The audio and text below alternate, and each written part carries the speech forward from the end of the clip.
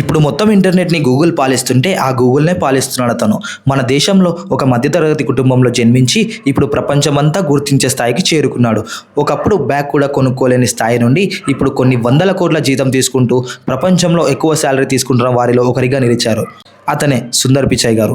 Google కంపెనీలో చిన్న job వచ్చినా చాలు అని కొన్ని వందల లక్షల మంది ట్రై చేస్తుంటారు. అలాంటిది సుందర్ పిచాయ్ గారు గూగుల్కే CEO అయ్యారు.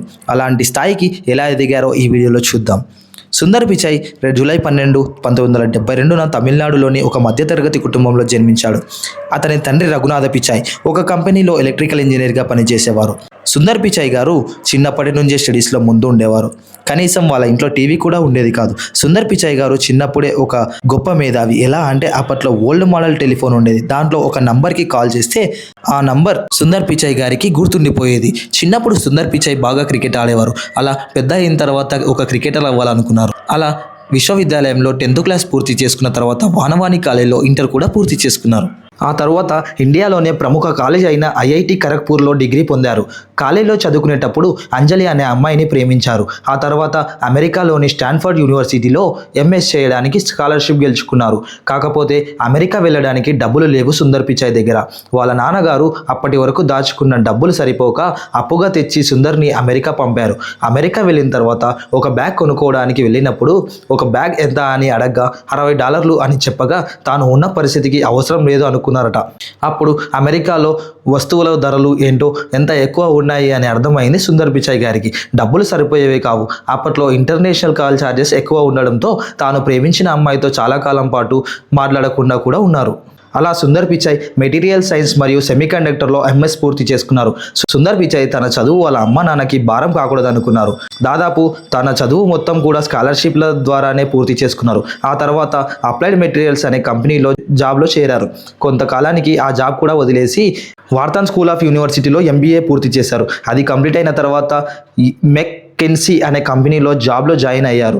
జాబ్లో జాయిన్ అయిన తర్వాత ఇండియాకి వచ్చి వాళ్ళ ప్రేమ విషయం ఇంట్లో చెప్పారు. ఇంట్లో పెద్దవాళ్ళు కూడా ఒప్పుకోవడంతో వాళ్ళు ఇద్దరు పెళ్లి చేసుకున్నారు. అప్పట్లో ఇంటర్నెట్ ఊపందుకుంటుంది. ఇక ఫ్యూచర్లో దీని ప్రభావం చాలా ఎక్కువగా ఉంటుందని తాను కూడా అందులో భాగం అవ్వాలి అనుకున్నాడు.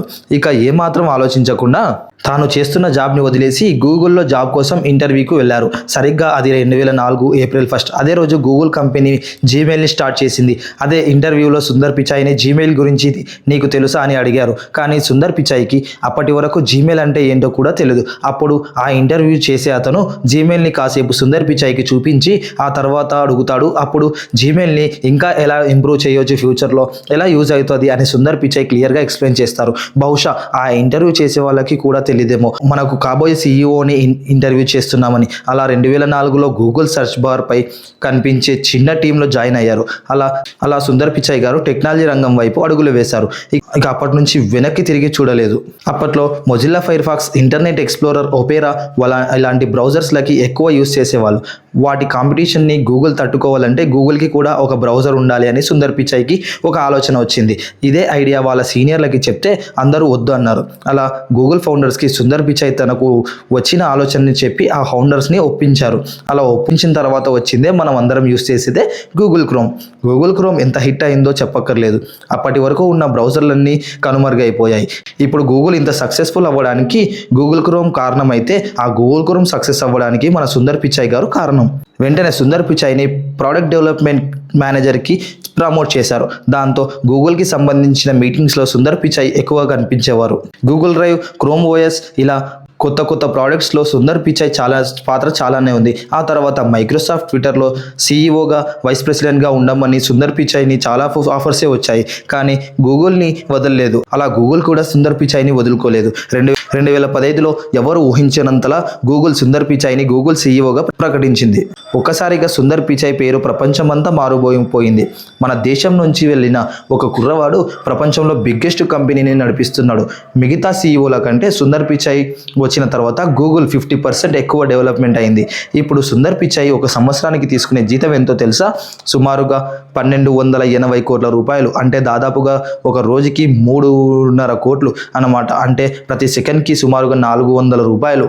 ఒక అంతర్జాతీయ సంస్థను నడిపిస్తున్నా ఎంత డబ్బులు ఉన్నా కూడా సుందర్ పిచాయ్ చాలా సింపుల్గా ఉంటాడు. ఒకరోజు ఒక పాప వాళ్ళ నాన్న దగ్గర సరదాగా మాట్లాడుతూ నాన్న నేను గూగుల్లో జాబ్ తెచ్చుకుంటా పెద్దయ్యాక అని చెప్పింది. వాళ్ళ నాన్న అది సీరియస్గా తీసుకోలేదు. కానీ ఆ పాప తర్వాత తనకి కంప్యూటర్స్ అంటే ఇష్టమని, తనకి గూగుల్లో పని చేయాలని ఏకంగా గూగుల్కే ఒక లెటర్ కూడా రాసింది. కానీ ఎవరు అంతగా పట్టించుకోలేదు. కొన్ని రోజుల తర్వాత ఏకంగా గూగుల్ నుంచే తన ఇంటికి ఒక లెటర్ వచ్చింది. ఆ లెటర్ సుందర్ పిచాయే పంపించాడు.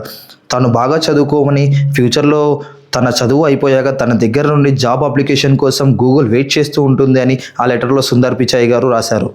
ఆ లెటర్ చూసి అందరూ షాక్ అయిపోయారు. అంతటి స్థానంలో ఉన్నా కూడా ఒక చిన్న పాప లెటర్కి రిప్లై ఇచ్చారంటే అతని మనసు ఎంత గొప్పదో మనం అందరం అర్థం చేసుకోవాలి. తాను ఏం లేకపోయినా కూడా కష్టపడి చదువుకోవచ్చు అని, ఎంత ఇబ్బంది పడినా కూడా మనం అనుకున్నది సాధించాలి అని ఉంటే సాధిస్తామని సుందర్ పిచాయ్ ద్వారా మనం అందరం నేర్చుకోవచ్చు. Thank you.